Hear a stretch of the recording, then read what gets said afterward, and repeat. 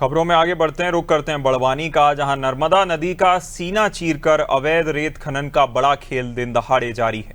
जिला मुख्यालय से महज 10 से 12 किलोमीटर दूर पीपलूद, बड़दा और खेड़ी घाट पर पोकलेन मशीनें और दर्जनों डंपर बेखौफ होकर रेत उत्खनन कर रहे हैं। मौके पर पहुंची अनादि टीवी की टीम ने देखा कि नदी किनारे बड़े बड़े गड्ढे बनाकर पोकलेन मशीनों से लगातार रेत निकाली जा रही थी। निकाली गई रेत को तत्काल डंपरों में भरकर रवाना किया जा रहा था। आसपास बड़ी मात्रा में मिट्टी के ढेर भी जमा किए गए थे, जहां स्थानीय लोगों का कहना है कि ये गतिविधियां 1 से 2 दिन नहीं बल्कि लंबे समय से लगातार चल रही हैं। कई स्थानों पर कटाव बढ़ चुका है और नदी का स्वरूप तेजी से बदल रहा है। अब सवाल ये भी उठता है कि इतनी बड़ी गतिविधि जिम्मेदार विभागों की नजर से कैसे ओझल रही।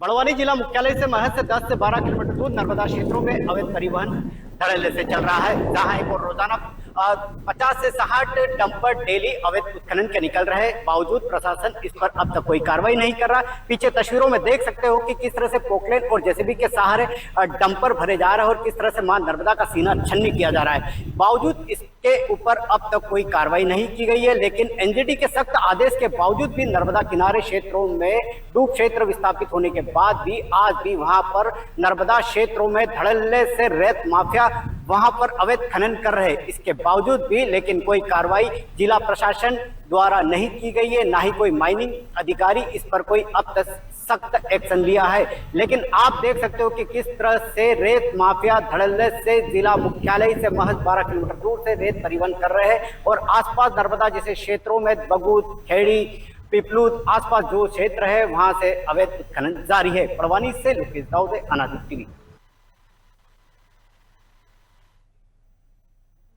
और ज्यादा जानकारी के साथ मेरे सहयोगी लोकेश जुड़ गए हैं। लोकेश, देखिए, जिस तरह आपने ग्राउंड रिपोर्ट करी और ये बताया कि किस तरह से धड़ल्ले से ये पूरा रेत उत्खनन का काला कारोबार चल रहा है, फल फूल रहा है और प्रशासन कार्रवाई करना तो दूर, वहां मौके पर पहुंच भी नहीं रहा, आंखें मूंद कर बैठा है। इसका कारण क्या है? क्या अधिकारियों की शह पर यह हो रहा है?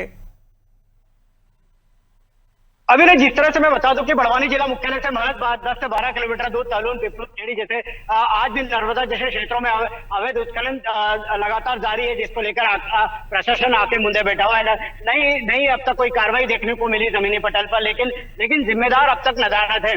बता दें कि नर्मदा क्षेत्रों में आज भी लगातार पोकलेन व जेसीबी जैसे संसाधनों से वहां से रेत अवैध उत्खनन किया जा रहा है। अगर बात की जाए तो अभिनव, जिस तरह से जो ग्राउंड रिपोर्ट जब अनादि टीवी जो वहां पर मौके पर पहुंची, जिस तरह से वहां पर जो देखा गया कि पोकलेन और जेसीबी जैसे संसाधनों के माध्यम से वहां से रेत का अवैध उत्खनन लगातार जारी है, उसके बावजूद भी किसी प्रकार से कोई कार्रवाई ना होना कहीं ना कहीं एक बड़ा सवालिया निशान खड़ा होकर उभर कर आता है। अभी नहीं, बिल्कुल, कहीं ना कहीं जिस तरह की स्थिति देखने को मिल रही है, यह भी जानना चाहेंगे लोकेश कि देखिए, आपने मौके पर पहुंचकर यह बताया, अगर आपकी नजर वहां तक पहुंच रही है, आपकी जो है वहां तक आप देख सकते हैं कि किस तरह से हम अपने दर्शकों को भी दिखा रहे हैं। और मैं आपको यहां बीच में रोकना चाहूंगा और अब ये जानना चाहूंगा, देखिए, दिनेश डुडवे हमारे साथ जुड़ रहे थे लेकिन बीच में उनका फोन डिस्कनेक्ट हो गया है। लोकेश, आपके पास वापस आऊंगा।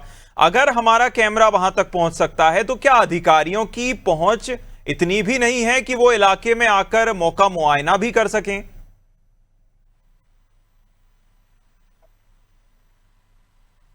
लोकेश,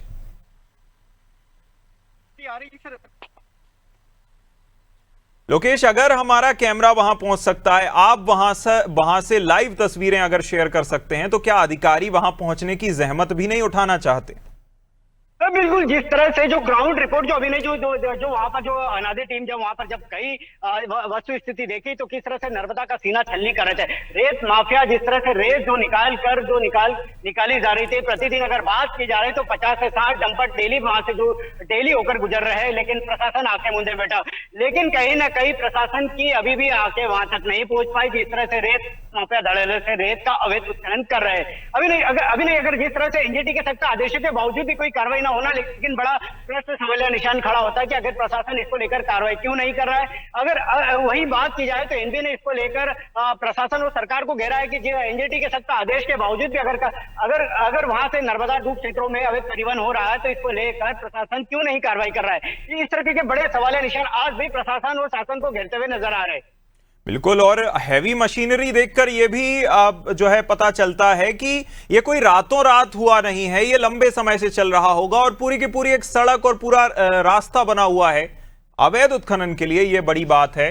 देखना होगा कि प्रशासन इस पर इसी तरह आंखें मूंदे बैठा रहता है, आंखों में जो है मिर्ची लगाए बैठा रहता है, यानी कि उसे कुछ नजर नहीं आता, या फिर आंखें खोलकर देखने की कोशिश भी करता है। इस तमाम जानकारी के लिए हमारे साथ जुड़ने के लिए बहुत शुक्रिया लोकेश।